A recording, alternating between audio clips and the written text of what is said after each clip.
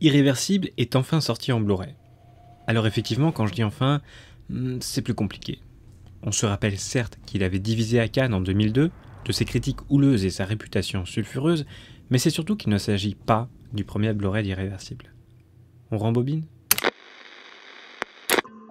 Après avoir fui l'Argentine, avoir suivi des cours de cinéma à Louis Lumière, ou même après avoir été l'assistant de Fernando Solanas, Gaspar Noé réalise son film de fin d'études Tintarella di Luna.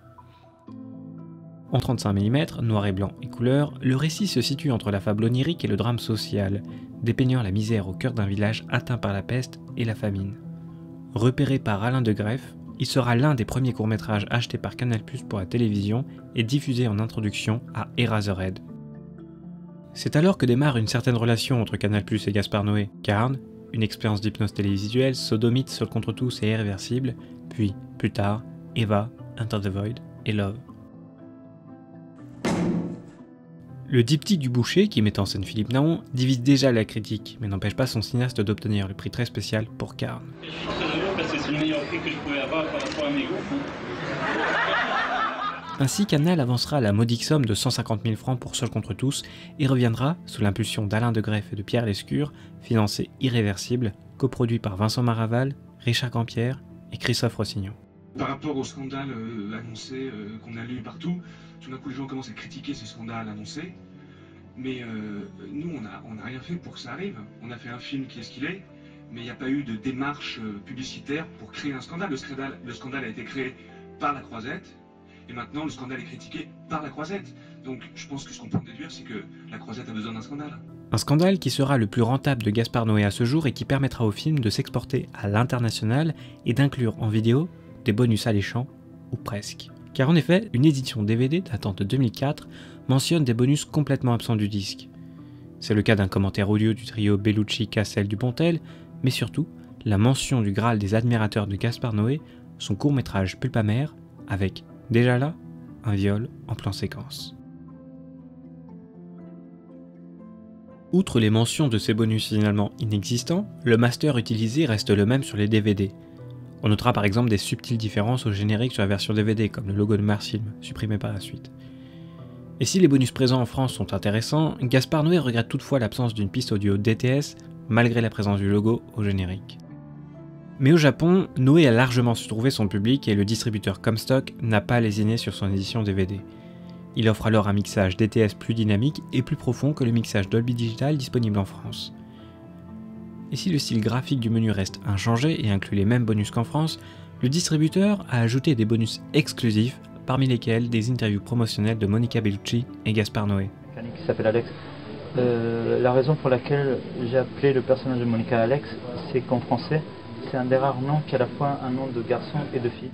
En 2015, Gaspar Noé n'est plus simplement le réalisateur sulfureux d'Irréversible et a déjà signé sa plus ambitieuse coproduction, Enter the Void. Régulièrement invité à Cannes, on pressent qu'il s'apprête à présenter cette année-là son mélodrame sexuel en 3D, Love. C'est à cette période qu'en Australie, la société Action Film décide de sortir, pour la première fois en Blu-ray, Seul contre tous et Irréversible. Les fans déchantent alors très vite et comprennent qu'il ne s'agit que d'un simple upscale à partir d'un master basse définition et qu'aucun des deux films n'a en fait été remasterisé. L'année suivante, c'est la branche allemande de Studio Canal qui se colle à l'éventualité d'un vrai Blu-ray du film, mais l'édition ne cessera d'être repoussée jusqu'à ce qu'un éditeur italien, Eagle Pictures, annonce et sorte en 2017 un Blu-ray vendu comme étant un tout nouveau master.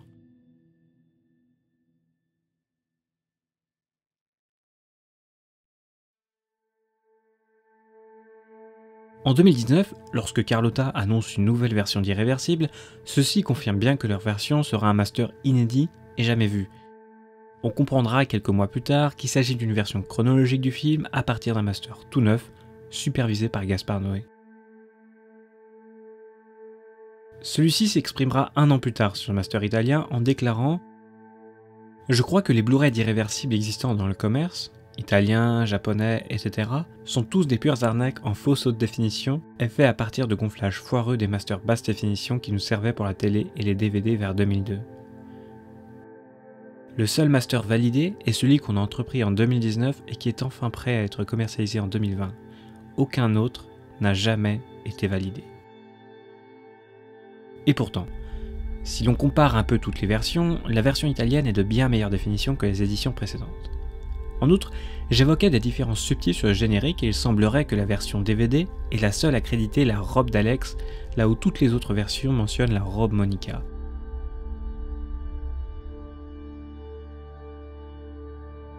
Le portrait de Gaspard Noé signé Nicolas Schmerkin pour Court Circuit montre encore une trace de cette robe Monica, quelques mois avant que le film ne soit édité en DVD.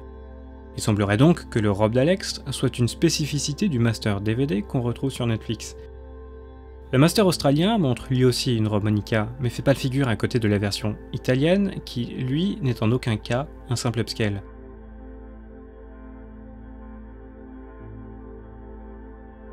Après avoir contacté Eagle Pictures, ceux-ci nous ont confirmé ne pas avoir retouché au master qui leur a été fourni par Studio Canal. Chez Carlotta, on nous a toujours affirmé que leur travail de remasterisation avait débuté en 2019. Alors d'où sort cette version 2017 ? Mais si nous avons une petite idée, on préfère éviter de s'avancer et comparer directement les différentes versions. Le film a un master DVD, reconnaissable à son logo Mars Film et le robe d'Alex du générique. Il existe dans une un peu meilleure résolution, probablement utilisée pour la télévision et à l'international, disponible sur Netflix. Une version officiellement non approuvée par Gaspard Noé, mais vraisemblablement de bien meilleure définition que le DVD, il s'agit d'un Blu-ray italien de 2017. La version Prime Video disponible en France depuis janvier 2020 est sortie du catalogue récemment. Enfin, le Blu-ray supervisé par Gaspard Noé est sorti en décembre 2020. La version 2017, sortie le 30 août, est sans surprise de bien meilleure définition que le DVD. Elle retrouve des détails disparus et gagne en piqué, là où aucun changement n'a été notable sur l'upscale de la version australienne. Concernant le grain, il est important de rappeler comment le travail de l'image a été envisagé.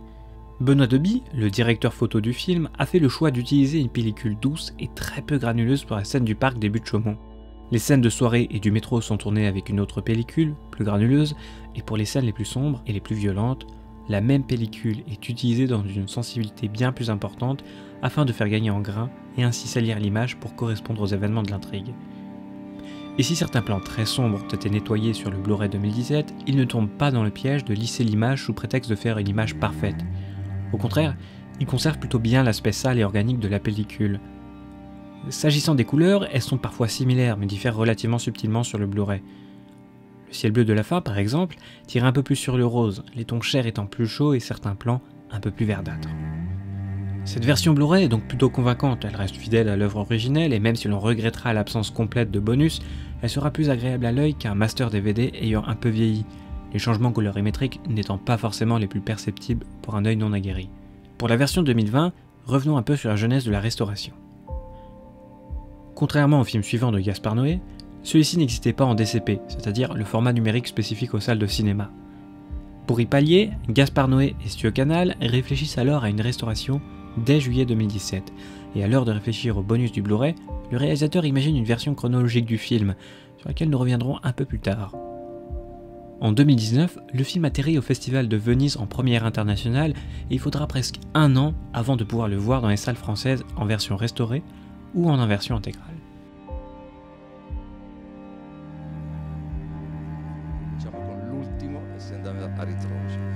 Gaspard Noé, in occasione della riedizione del film, ha rimontato il film in senso cronologico. Vi assicuro che il risultato è assolutamente sorprendente.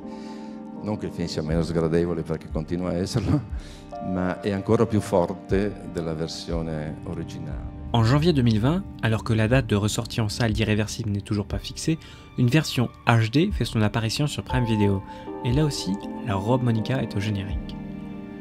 Si les couleurs me semblent plus proches de la version 2020, l'équipe de Studio Canal m'a affirmé qu'il s'agissait en fait de la version 2017 qui était jusque-là inédite en France.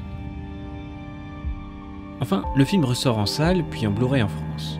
Un master 4K a été effectué exclusivement pour les salles, mais les effets visuels n'étant qu'en 2K, il a été jugé inutile d'en faire un Blu-ray UHD. L'équipe technique est partie d'un master numérique, expliquant les 25 images secondes du Blu-ray 2020, là où celui de 2017 était en 24 images secondes. Mais pas d'inquiétude, la version 2020 a été intégralement assurée du montage à la promotion par Gaspard Noé, accompagné de Marc Boucro, toujours fidèle depuis Seul contre tous. Un peu caché, il y avait l'entrée et la sortie du tunnel, on était derrière un coin de mur. Et en fait, on visionnait donc à travers la vidéo ce qui se passait, mais par contre on avait le son en direct, donc on entendait tous les cris, donc c'était ça qui était un peu plus traumatisant.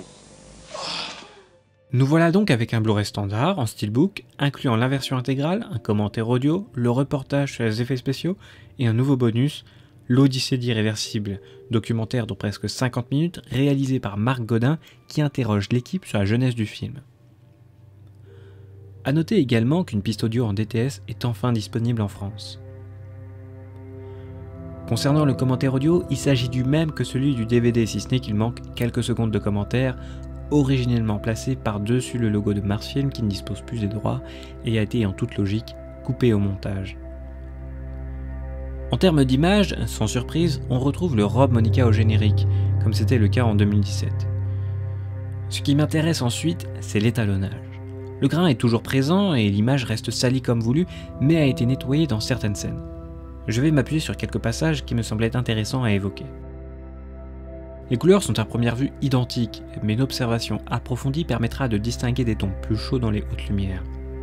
De manière générale, les tons rouges restent aussi vifs quelle que soit la version. Dans certaines scènes, les différences sont flagrantes en termes de balance des blancs. Dans le métro, les murs de la version de 2017 se rapprochent beaucoup plus du rose que la version de 2020, qui apparaît verdâtre en comparaison. Là aussi, en 2020, les sources de lumière tirent moins sur le rose. À titre personnel, le contraste entre les teintes roses des tons clairs et le vert du métro m'a toujours paru un peu en décalage. Ici, la version 2020 me semble plus naturelle et colle peut-être mieux à l'idée d'un simple portrait presque documentaire d'un couple et d'un ami avant qu'il ne sombre dans les enfers. La question du grain revient, et encore une fois, les artefacts de la vidéo ont été nettoyés, mais pas de changement significatif en termes de qualité d'image, le film ayant été tourné en 16 mm, puis gonflé en 35. Les différences de teinte et de grain sur le ciel de la scène du parc sont assez flagrantes. Il est quasiment absent sur la version de 2020 et reflète la volonté de Benoît Deby de faire pour cette scène une image douce. En revanche, une fois la caméra arrivée sur Monica Bellucci, les différences y sont beaucoup moins notables. On perçoit des couleurs légèrement plus vives sur la version 2020 et les brins d'herbe sont subtilement plus nets. Mais l'intérêt majeur de cette édition réside dans son inversion intégrale qui offre une nouvelle expérience du film. En 2002, Gaspard Noé savait dès le tournage qu'il voulait raconter son histoire à l'envers et n'a jamais essayé de la monter à l'endroit, de crainte que ses producteurs la préfèrent et l'obligent à ne sortir que la version chronologique. Mais il se trouve que parmi les bonus exclusifs du DVD japonais figurait déjà une version chronologique. Bien sûr, cette version n'a jamais été approuvée par Gaspard Noé, les transitions étant généralement à peine travaillées et cassant ainsi toute possibilité d'immersion dans le film. Mais c'est probable qu'il s'agisse d'une idée de bonus ayant inspiré le cinéaste 15 ans plus tard pour sa version chronologique, en témoigne certaines transitions reprises à l'identique.